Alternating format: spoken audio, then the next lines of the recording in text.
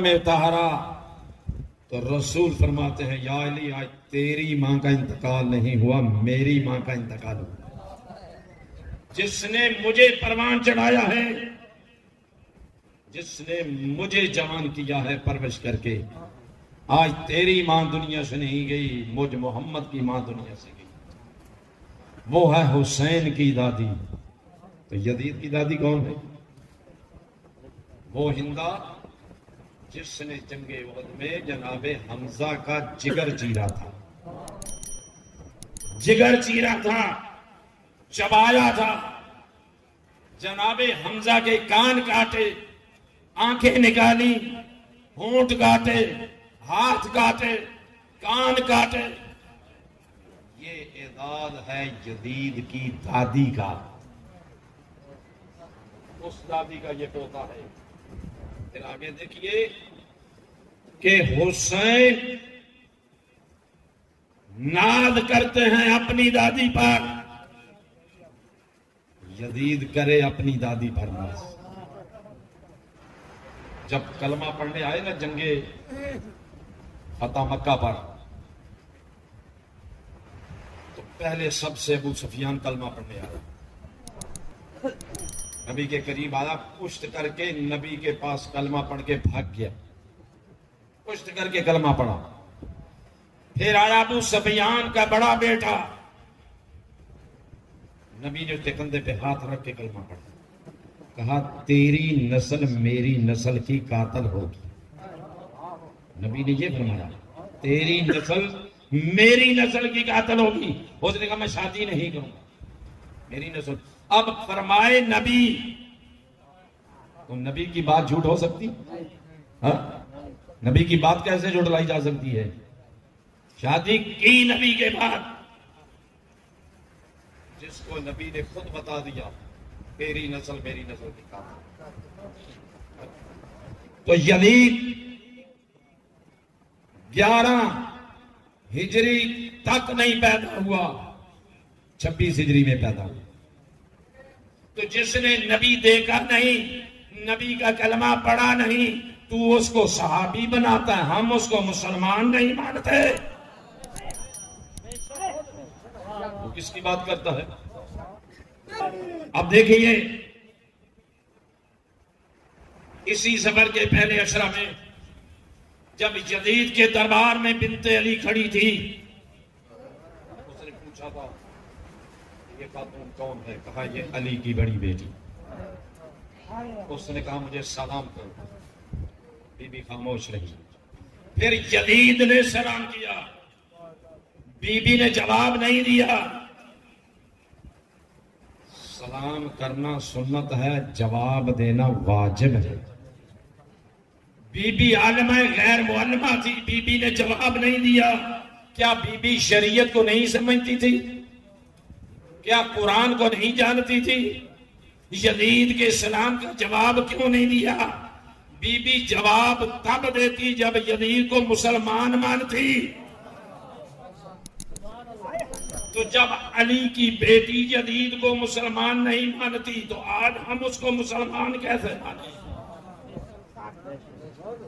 تیرا دل چاہتا ہے تو اس کو صحابی بنا لے، تیرا دل چاہتا ہے اس کو تابعی بنا لے، ہمیں کیا اعتراض ہے؟ کلیے قاعدے کے مطابق یزید نہ صحابیت میں آتا ہے نہ تابعیت میں آتا ہے۔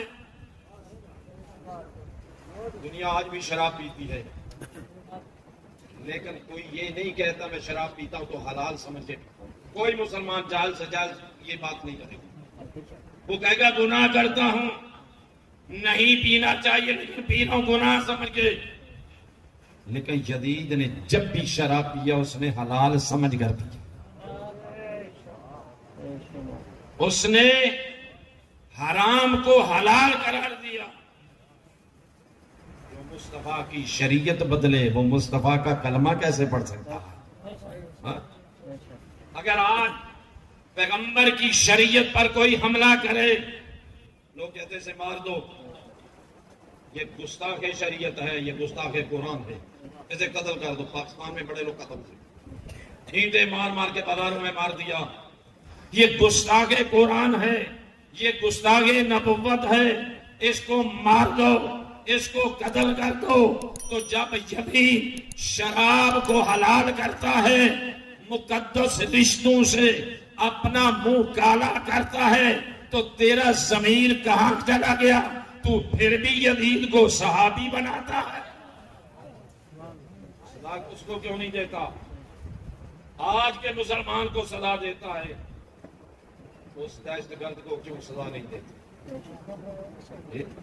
اس کو کیوں نہیں پوچھا جاتا؟ قرآن کا منکر ہو کر تخت اسلام پہ مسلمانوں کا ترجمان بن کے بیٹھے۔ یزید بیٹھا نہیں تھا، اس کو بٹھایا تھا، جبر سے بٹھایا تھا، ڈرا کے۔ تو جنہوں نے ڈر سے بھی نہیں کی، اللہ کے ڈر سے نہیں کی، ان کے سر قلم کرا دیا۔ میں ذمہ داری سے یہ لفظ کہہ رہا ہوں کہ یزید نے اپنی زندگی میں 364 اصحاب رسول کا خون کیا ہے۔ یزید کے باپ نے 240 اصحاب رسول کا خون کیا۔ وہ کہتے ہیں شیعہ صحابہ کو گالیاں دیتے، گالی دینا کفر نہیں ہے، قتل کرنا کفر ہے۔ تو جو قتل کرتا ہے صحابہ کو، جو صحابہ کا خون بہاتا ہے، اس کو ہم سے صحابی منوانے کی کوشش کی جا رہی ہے۔ پچھلے دنوں کراچی میں کانفرنس نہیں ہوئی، یہ جی یزید کو گالیاں دیتے ہیں۔ یزید، میں کہتا ہوں کہ اگر تیری ماں کا بیٹا قتل ہو جائے اور ماں کا بھائی کا بیٹا قاتل ہو، بہن کے بھائی کا بیٹا قاتل ہو اور بہن کا بیٹا قتل ہو جائے، تو کیا قاتل بیٹے کو ماں اپنے گھر میں گھسنے دے گی؟ بھائی کا بیٹا قاتل ہے نا، ابھی گھر آنے دے گی؟ تو جب آج کی ماں اپنے بیٹے کے قاتل کو، اگرچہ بھائی کا بیٹا ہے، اپنے گھر میں داخل نہیں ہونے دیتی، تو بتا ہم محمد کے دین میں صحابہ کے قاتل اور اہل بیت کے قاتل کو کس طرح داخل ہونے دیں؟ کس طرح ہم قاتل کو قبول کر لیں؟ کس طرح قاتل کو ہم قبول کریں؟ کہتے ہیں شیعہ صحابہ کو نہیں مانتے۔ صحابہ پہ ہماری جان قربان ہے، صحابہ پہ ہمارا خون بہے تو ہمارے لیے فخر ہے، صحابہ کی عزت و عظمت ہے، لیکن اصلی صحابہ وہ ہیں جو محمد کا جنازہ چھوڑ کے نہیں جاتے۔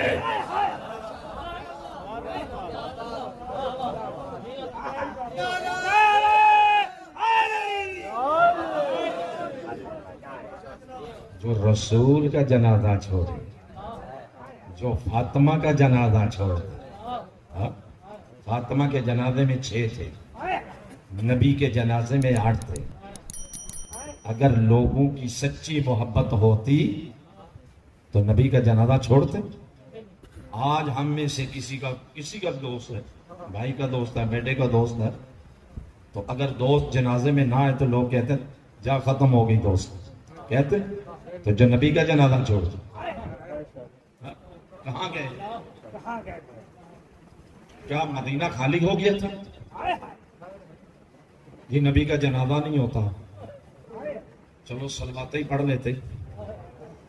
نبی کو غسل تو دیا گیا، کسی نے پانی برتن میں ڈال کے لایا تھا؟ نبی کو کفن پہنانے میں کسی نے کفن اٹھا کے آگے کیا تھا؟ نبی کو قبر میں کسی نے اتارا تھا؟ اتارا تو علی اور علی کے خاندان نے اتارا تھا، ٹھیک ہے؟ تو جو نبی کو چھوڑ جاتا ہے وہ ہمارا کیا لگتا ہے؟ ہم اس صحابی کے غلام ہیں جو نبی کا غلام، ہم اس علی کے غلام ہیں، علی کے غلام کے غلام ہیں جو علی کے غلام ہیں۔ جو نبی کو چھوڑ جائے۔ میری تبلیغ سے ایک بڑی تعداد نوجوانوں کی فروری میں شیعہ ہوئی۔ اس بات میں شیعہ ہوئی، اہل حدیث تھے سارے، اہل حدیث شیعہ ہو گئے۔ کہنے لگے جی فلاں کتاب میں لکھا ہے کہ نبی کی بیٹی نے وصیت کی تھی کہ میرے جنازے میں فلاں فلاں نہ آئے، تو کیا یہ بات سچی ہے؟ میں نے کتابوں کے ڈھیر لگا دیے، حوالے دے دیے۔ کہنے لگے جو نبی جن کو نبی کی بیٹی جس کو قبول نہیں کرتے تو ہم اس کو کیسے قبول کریں؟ نبی کی بیٹی قبول نہیں کرتی، ہم کیسے ان کو قبول کریں؟ ہم تمہارے ساتھ ہیں۔ میرے بزرگوں دوستوں، یزید 30 سال کی عمر میں اقتدار پر بٹھایا گیا۔ یہ بات کسی نے آپ کو آج تک نہیں بتائی جو میں بتا رہا ہوں۔ 3.5 سال اقتدار میں رہا یزید، اور 3 ایسے واقعے زندگی میں برپا کیے ہیں جو مسلمانوں کے ساری شرم سے جھک کے تاریخ 60 ہجری کے 8ویں مہینے پر یہ تخت اسلام پر بیٹھا تھا، 8ویں مہینے پر، اور 61 ہجری کی 1 محرم سے 10 محرم تک جو کربلا کی بستی آباد ہوئی تھی، 1 کو بننی شروع ہوئی اور 10 محرم کی عصر کو وہ اجڑ گئی تھی، وہ بستی ختم ہو گئی تھی۔ یزید نے وہ ظلم ڈھایا۔ کہتے ہیں کہ یزید نے جناب کوئی ثبوت نہیں ملتا، ثبوت نہیں ملتا، حکومت تھی نا، یزید کی ریاست تھی نا، ڈیرہ غازی خان سے لے کر ساحل سمندر یمن تک، اور ساحل سمندر یمن سے لے کر صومالیہ کی سرحد تک حکومت تھی، 1 کروڑ مسلمانوں کی آبادی تھی۔ تو یزید نے اتنی بڑی جو فوجیں آئی تھی وہاں مارنے کے لیے فرزند رسول کو، تو کسی قاتل کو پکڑا؟ یزید جو نہیں اس میں راضی، یزید نے کسی کمانڈر کو پکڑا، کسی افسر کو پکڑا، کسی کو سزا دی کہ تم کون ہوتے حسین کو مارنے والے؟ بلکہ علی کی بیٹیوں کو قیدی کر کے کہاں کہاں نہیں لے کے گئے۔ ابھی بھی یزید مجرم نہیں ہے، کہتے ہیں یزید کا جرم کوئی نہیں ہے، یزید کا جرم ہی کوئی نہیں، یزید کا دفاع کر رہے ہیں پاکستان کے اندر۔ یزید ہے صرف مسلمانوں کے اندر، حسین ہے مسیحوں میں بھی، ہندوؤں میں بھی، سکھوں میں بھی، یہودیوں میں بھی، مسلمانوں میں بھی۔ آج غیر مسلم فخر کر رہے ہیں اگر محسن انسانیت ہے وہ حسین ابن علی،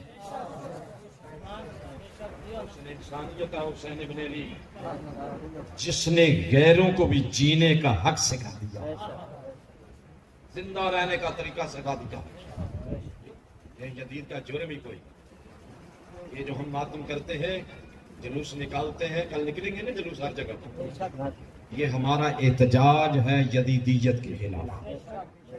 یہ رسم نہیں ہے، یہ روایت نہیں ہے، یہ ہمارا احتجاج ہے۔ ہم دنیا کو یہ میسج دینا چاہتے ہیں، نہ ہم نے، ہمارے آبا و اجداد نے یزید کو قبول کیا تھا، نہ آج ہم یزید کو قبول کرتے ہیں۔ ہمارے جوانوں کا جو ماتم کے لیے ہاتھ اٹھتا ہے وہ اس کے سینے پر نہیں پڑتا، وہ جدیدیت کے چہرے پہ تماچا ہو۔ ہم تماچے مار کے اس کا مکروہ چہرہ بے نقاب کرتے ہیں کہ سارا خاندان رسول اور صحابہ رسول مار کے بھی یہ صحابی رہ گیا۔ علماء کرام بیٹھے ہیں، مولانا غلام رضا جعفری صاحب، پوچھیں ان سے کہ قرآن کی کوئی آیت، کوئی حدیث، کوئی تاریخ کا مستند حوالہ کہ صحابی جرم کرے تو اس کو سزا نہیں دی جائے گی، صحابی گناہ کرے تو اس کو سزا نہیں دی۔ جب یہ آیت اتری نا چوری کے بارے میں، السارق والسارقۃ فاقطعوا ایدیہما، چوری کرنے والے اور چوری کرنے والی کا ہاتھ کاٹا جائے گا، نبی نے صحابہ کو بتایا ہاتھ کاٹا جائے گا، تو نبی فرماتے ہیں اگر میری بیٹی بھی چوری کرے گی تو اس کا ہاتھ کاٹ دوں گا، تو اگر صحابی چوری کرے گا تو اس پہ نبی پھولوں کا ہار ڈالیں گے۔ کہتے ہیں صحابی کو کچھ نہ کہو، یہ صحابی ہے، صحابی کو کچھ نہ کہو، اس کو کچھ نہ کہو۔ ہمارا خاندان رسول برباد کر دیا، جس نے مصطفیٰ کا چمن برباد کر دیا، اس کو کچھ نہ کہا. تیرا یزید بچے نہ بچے، یہ ماتمی قافلے نہیں رکیں گے، یہ جلوس نہیں رکیں گے. علم اٹھا کے ہم پوچھنا چاہتے ہیں بے ای ذنب قتلت، بتا علم اٹھانے والے کربلا میں جرم کیا تھا؟ ہم شہزادہ علی اصغر کا جھولا اٹھا کے پوچھنا چاہتے ہیں، بتا علی اصغر کا جرم کیا تھا؟ ہم شفیع ذوالجناح بنا کر چومنے کے لیے بازار میں نہیں لاتے، ہم عدالت انسانی میں یہ سوال کرتے ہیں، بتا اس کی پشت پہ سوار ہونے والوں کو تیروں کی بارش سے کیوں اتارا تھا؟ کیا وہ فرزند رسول نہیں تھا؟ وہی رسول کا بیٹا تھا نا، جو کبھی سجدے میں پشت رسالت پہ ہوتا تھا، کبھی دوش رسالت پہ ہوتا تھا. آج تو تیروں تلواروں کی برسات سے اتار کے کہتا ہے یزید کو کچھ نہ کہو. یزید کو ریشمی چادر میں چھپا کے، ریشمی چادر میں لپیٹ کے چھپانے کی کوشش ہو رہی ہے، لیکن یاد رکھنا نہ یزید کو چھپنے دیں گے نہ یزید کو بھاگنے دیں گے. جو یزید نے کربلا میں کردار ادا کیا 61 ہجری میں، بتائے کوئی کربلا میں یزیدیوں کی قبر کا نشان ہو؟ اگر ہے تو کربلا میں حسین اور حسین کے انصار کا سونے کی مزاریں بنی ہیں، وہاں روشنیاں ہیں. کسی یزیدی کی پلید کی قبر نہیں ہے، کوئی قبر نہیں کسی کی. تو اس کا مطلب یہ ہے کہ حسین ہارے نہیں، حسین نے سر دے کے بھی یزید کی یزیدیت کو قبول نہیں کیا، یزیدیت کو دھتکار دیا ہے. علی کی بیٹیوں نے ہاتھوں میں رسیاں ڈالوا کے بھی یزیدیت کو قبول نہیں کیا. ہر مشکل اور مصیبت کا بیٹیوں نے سامنا کیا، لیکن یزیدیت کو چھپنے نہیں دیا. بی بی نے ہر منزل پہ کربلا سے کوفہ اور کوفہ کے شام کے دربار تک یزیدیت کے چہرے کو بے نقاب کیا تھا. اور وہ جھوٹ بولتے رہے کہ یہ باغی قرآن، یہ باغی اسلام. یزید کا باپ بھی یہی کرتوت کرتا. کیا کرتا رہا یزید کا باپ؟ کہ لوگوں کو رستوں پہ لوٹتے، یزید کے باپ کے کرندے مسافروں کو لوٹتے، مسافر روتے ہوئے آتے اور دوسرے دن کہتے کہ ہم نے چور پکڑ لیے، ڈاکو پکڑ لیے. یہ علی کے ڈاکو تھے، علی فرار ہو گیا ہے اور اس کے ڈاکو پکڑے گئے. جمعرات کی عصر کو دمشق کے چوکوں پہ ان کے منہ پہ راکھ مل کے کھڑا کرتے اور کہتے نعرے لگاؤ علی علی. لوگ گزرنے والے پوچھتے یہ کون ہے؟ یہ علی کے ماننے والے ہیں. اس طرح مولا علی کو بدنام کیا. یہ علی چوروں اور ڈاکوں کا امام. یہ جو آج بھنگی چرسی ہے نا، یہ بھنگ چرس کا رواج کہاں سے نکلا؟ میں تحقیق سے کہتا ہوں یہ شام کے دمشق کے چوکوں سے نکلا. جو آج ہمارے بیوقوف بعض چرس لے لیتے ہیں، یہ شام کے بازاروں سے نکلی ہے. یہ سارا سلسلہ انہوں نے قائم کیا. جو افسر ہوتے تھے نا شام کی فوج کے، پولیس کے، اس وقت نہ ٹوپیاں تھیں نہ یہ بیج ہوتے تھے جو آج ہماری پولیس کے یا افسروں کے بیج ہوتے ہیں، وہاں نہیں تھے. اس وقت سر پہ ایک لیٹ رکھتے تھے، جس کی لیٹ پیشانی کے قریب ہوتی وہ جنرل ہوتا تھا، جس کی دائیں طرف ہوتی وہ سپاہی ہوتا تھا، جس کی بائیں طرف ہوتی تھی چھوٹا افسر ہوتا تھا، جس کی پیچھے ہوتی تھی وہ انتہائی گھٹیا لیول کا ملازم ہوتا تھا. یہ لٹیں وہاں سے نکلی، یہ لٹوں ارباز وہاں سے آیا اور مولا علی کو بدنام کرتے رہے. علی تو ایک ڈاکو کا نام تھا. جب مولا کی شہادت ہوئی نا تو لوگ پوچھتے تھے علی کہاں مارے گئے؟ تو بتانے والے کہتے ہیں مسجد کوفہ کے محراب میں.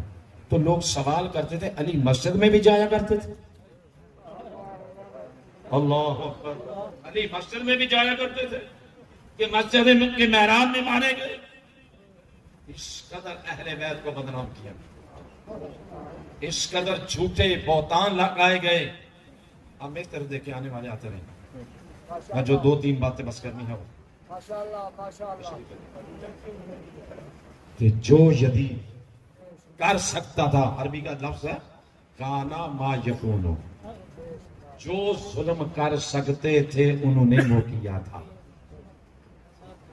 اہل بیت کو بدنام کیا، خاندان رسول کو باغی کہا، خاندان رسول کو اسلام دشمن قرار دیا، یہ قرآن نہیں پڑھتے تھے اس لیے ان کو مارا۔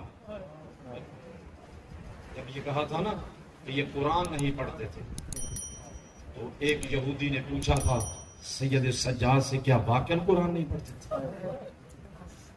کیا واقعاً قرآن نہیں پڑھتے تھے؟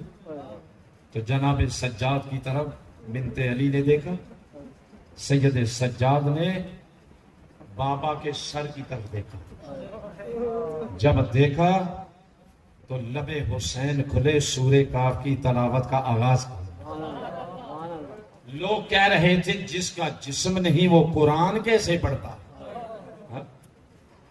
اور یزید کو پتا چلا کہ جسم کے بغیر سر حسین نوکے نیزہ پہ قرآن کی تلاوت کرتا ہے، تو وہ کہتا ہے سر کاٹ کے بھی میں ناکام ہو گیا ہوں۔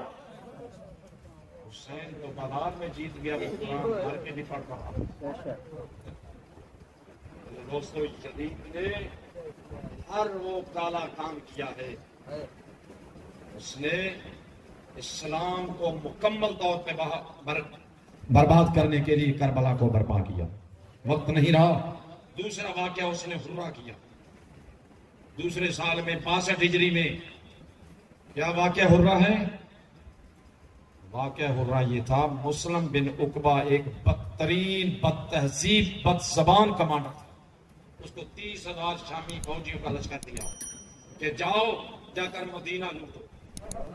3 دن تک مباح قرار دیا، 3 دن میں 7,500 میں کچھ صحابہ کی تعداد تھی، کچھ تبع تابعین کی تعداد تھی جو قتل کر دیے، ان کے گھر لوٹے، مال لوٹا، نبی کی قبر پہ گھوڑا باندھا۔ یہ کہتے ہیں مدینہ کی گلیوں میں جائے، پہلے تاریخ تو اٹھا کے پڑھے کہ واقعہ حرہ کیا تھا۔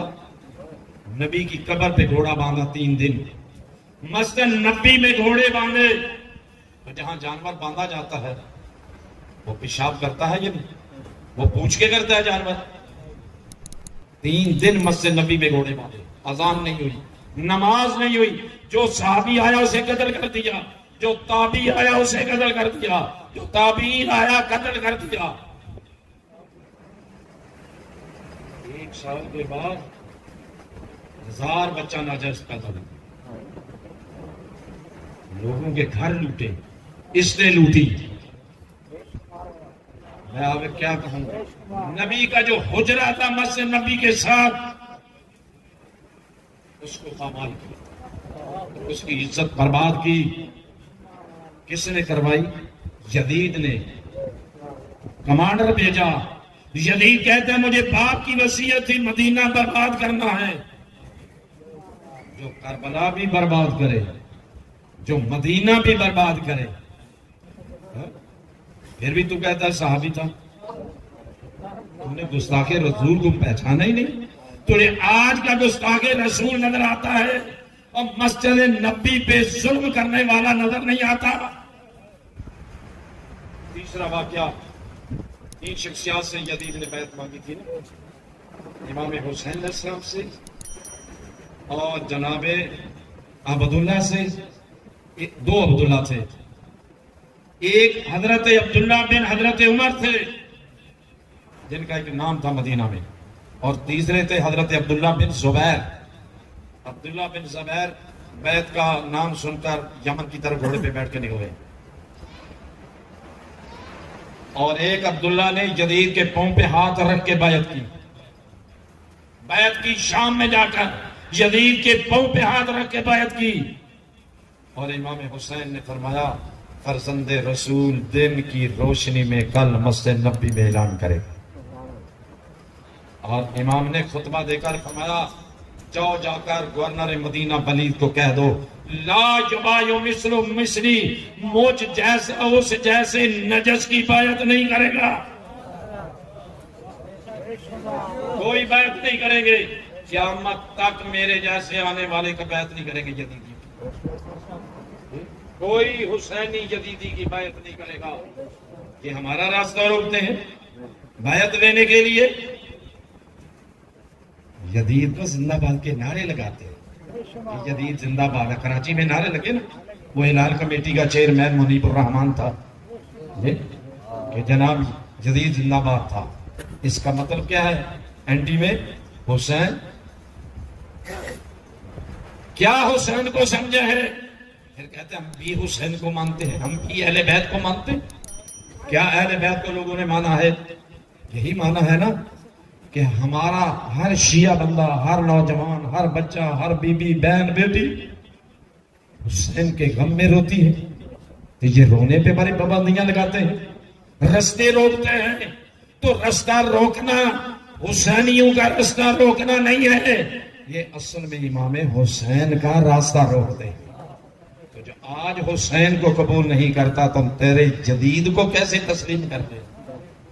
بس میں یہ کہوں گا کہ انہوں نے عبداللہ بن زبیر کو گرفتار کرنے کے لیے، جس نے کعبہ کے اندر پناہ لی، کعبہ پہ پتھر برسائے، کعبہ کی دیواریں گر گئیں، چھت گر گئی، چھت کے نیچے عبداللہ بن زبیر شہید ہو گیا، کعبہ بھی گرایا، مدینہ بھی برباد کیا، خاندان رسول بھی برباد کیا، تو برباد کرنے والا اب بھی تیرا صحابی رسول ہے، تجھے مبارک، تجھے مبارک یزید جیسا صحابی، میرا حسین، ہم سب کو مبارک ہو۔